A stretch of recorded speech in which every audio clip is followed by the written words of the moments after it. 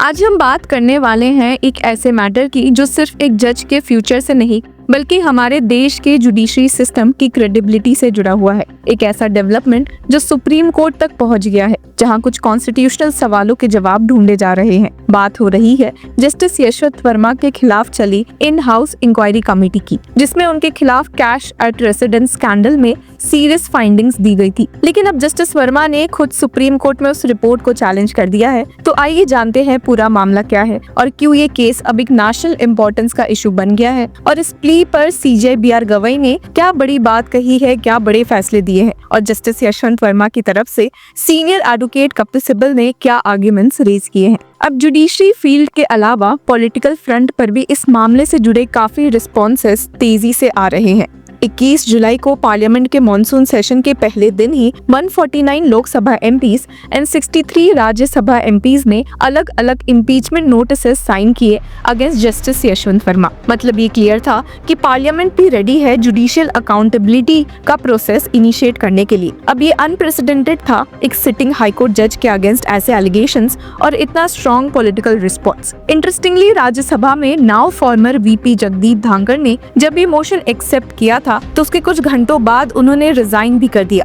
जहां political narrative ये है कि यूनियन गवर्नमेंट खुद से ये मोशन लोकसभा में एक्सेप्ट और पास करवाना चाहती थी और ये नैरेटिव सेट करना चाहती थी कि उन्होंने एक करप्ट जज के खिलाफ एक्शन लिया है, पर ऐसा नहीं हो पाया। पर मसले जो भी हो, पार्लियामेंट में ये मामला फाइनली उठ चुका है। लेकिन अब इस कहानी में एक बड़ा ट्विस्ट आया। जस्टिस वर्मा ने सुप्रीम कोर्ट में एक पिटीशन फाइल की है जिसमें उन्होंने कमेटी की रिपोर्ट को चैलेंज किया है। उनका कहना है कि उनके साथ फेयर इंक्वायरी नहीं हुई। इनके senior advocates Kapil Sibal, Mukul Rohatgi, Rakesh Dwivedi, Siddharth Luthra and Siddharth Agarwal supreme court में उनकी तरफ से अपीयर हुए थे और इस मामले में एक अर्जेंट हियरिंग की डिमांड कर रहे थे। अब इस पिटीशन में हमने देखा है कि कैसे जस्टिस यशवंत वर्मा ने फॉर्मर सीजेआई संजीव खन्ना के एक ऑर्डर को इलीगल एंड अनकॉन्स्टिट्यूशनल डिक्लेयर किया है। ये डिसीजन था जब फॉर्मर सीजेआई खन्ना ने एक 3 मेंबर इन हाउस कमेटी बनाकर जस्टिस यशवंत के खिलाफ इंक्वायरी कराई और जिसका नतीजा निकला इंडाइटमेंट, यानी कि जज को गिल्टी पाया गया है। फिर फॉर्मर सीजेआई ने उनकी रिमूवल की रिकमेंडेशन प्रेसिडेंट तक भेज दी।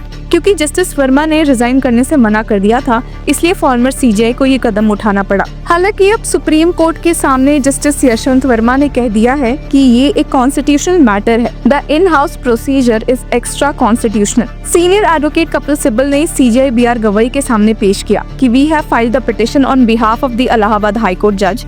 सम constitutional issues are there. I request you to constitute a bench as soon as possible। अब ये मैटर मेंशन किया गया सीजेआई बी.आर. गवई, जस्टिस के Vinod Chandran and justice Joy Mallya Bagchi के सामने, जिसमें सीजेआई ने एक बड़ा फैसला लिया और इस मामले की सुनवाई से खुद को रिक्यूज यानी कि रिमूव कर दिया। जी हाँ, आपने सही सुना। सीजेआई गवई ने रिस्पॉन्ड किया कि since I was part of that committee it wouldn't be proper for me to hear it. We will take a call and constitute a bench soon. I will have to constitute a constitution bench। यानी कि CJI Gavai ने अब इस मामले में एक constitution bench बैठाने का फैसला लिया है, जो अपने आप में एक बड़ा मसला है और केस की सीरियसनेस को झलकाता है। अब आपको बता दें कि कमेटी ने अपनी फाइंडिंग्स में कहा था कि justice Verma's conduct after the fire incident was unnatural, और ये भी कंक्लूड किया था कि जो कैश मिला था वो उनके कंट्रोल वाले प्रीमाइसेस में था।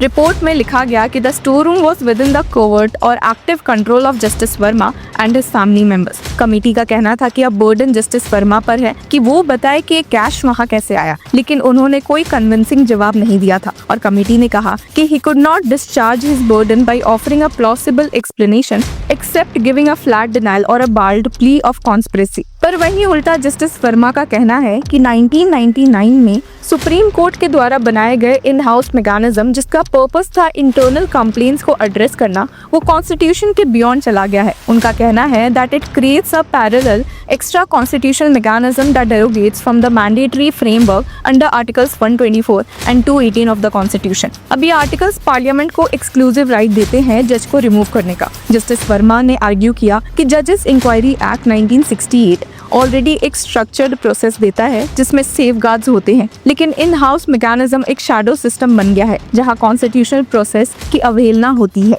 अब ये सारी बातें एक फंडामेंटल क्वेश्चन को रेज करती है कि क्या जुडिशरी के अंदर इंक्वायरी का प्रोसेस फेयर था, क्या नेचुरल जस्टिस प्रिंसिपल्स फॉलो किए गए, क्या किसी सिटिंग जज को बिना उन्हें पूरा मौका दिए इम्पीच करना कॉन्स्टिट्यूशनल है। अब इस पिटीशन में ये भी कहा गया है कि कमिटी ने अपना काम एक प्री डिटरमाइंड माइंडसेट के साथ किया और जेन्युइन डिफेंस की सारी पॉसिबिलिटीज को ब्लॉक कर दिया है। सीसीटीवी फुटेज जो उनकी तरफ से मांगी गई थी उसे कंसिडर ही नहीं किया गया। विटनेसेस की स्टेटमेंट्स उनके सामने नहीं रिकॉर्ड की गई, वीडियोस की जगह पैराफ्रेज्ड नोट्स दिए गए। इन सब से उनका कहना है कि वो अपना केस इफेक्टिवली रख ही नहीं पाए। इसलिए अब सुप्रीम कोर्ट के सामने सिर्फ एक इंडिविजुअल की बात नहीं है, ये एक लार्जर कॉन्स्टिट्यूशनल इशू है। अगर कोर्ट ने कहा कि इंक्वायरी प्रोसेस फ्लॉड था तो इससे फ्यूचर में जुडिशरी के अंदर होने वाले इन हाउस प्रोसीडिंग्स पर असर पड़ेगा। अब ये डिसाइड करेगा कि जजेस के खिलाफ अकाउंटेबिलिटी का प्रोसेस ट्रांसपेरेंट और फेयर हो या नहीं। दूसरी तरफ अगर कोर्ट ने इन हाउस कमेटी की रिपोर्ट को वैलिड माना तो ये एक स्ट्रॉन्ग सिग्नल होगा कि जुडिशरी अपने अंदर भी सेल्फ करेक्टिंग मैकेनिज्म रखती है।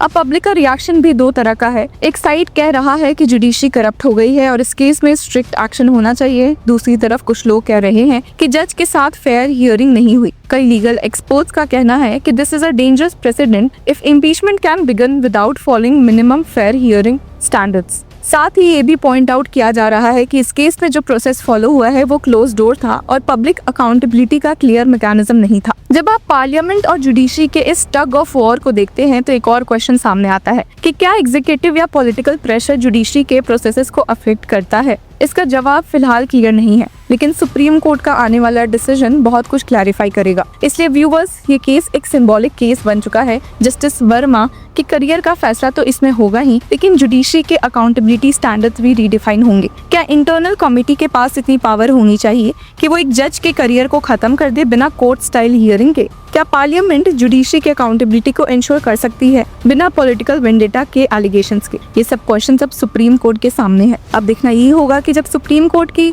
स्पेशल कॉन्स्टिट्यूशन बेंच इस केस को सुनेगी तो वो क्या कंक्लूजन पर पहुंचती है। तब तक के लिए इतना ही, एंड ऐसे ही keep supporting law Chakra. Hello law lovers and justice seekers, welcome to law Chakra. हम आपके लिए लेकर आए हैं कुछ बहुत ही exclusive. Introducing law Chakra prime membership, जो आपको देगा exclusive access like never before. यानी कि फुल इनसाइडर एक्सेस, वो भी बस घर बैठे। यही नहीं, प्राइम मेंबर को मिलेगा access to exclusive interview session with renowned जजेस, लीगल एक्सपर्ट्स एंड लॉयर्स। ऐसे इनसाइट्स जो आपको कहीं और नहीं मिले। इसी के साथ अगर आप कभी सोचे कि हम कैसे लेकर आते हैं आपके लिए ये लीगल अपडेट्स, तो इसके लिए भी प्राइम मेंबर्स के लिए है हमारे पास एक special sneak peek behind the scenes of law chakra. Brainstorming session से लेकर ब्लूपर्स तक सब कुछ। In short, more content, more update and more analysis. Political legal controversies हो या इन डेप्थ लीगल सेशंस, सब कुछ आपको मिलेगा एट वेरी मिनिमल प्राइस। बनिए लॉ चक्र की प्राइम मेंबर और अनलॉक कीजिए full potential of legal knowledge. अभी ज्वाइन कीजिए।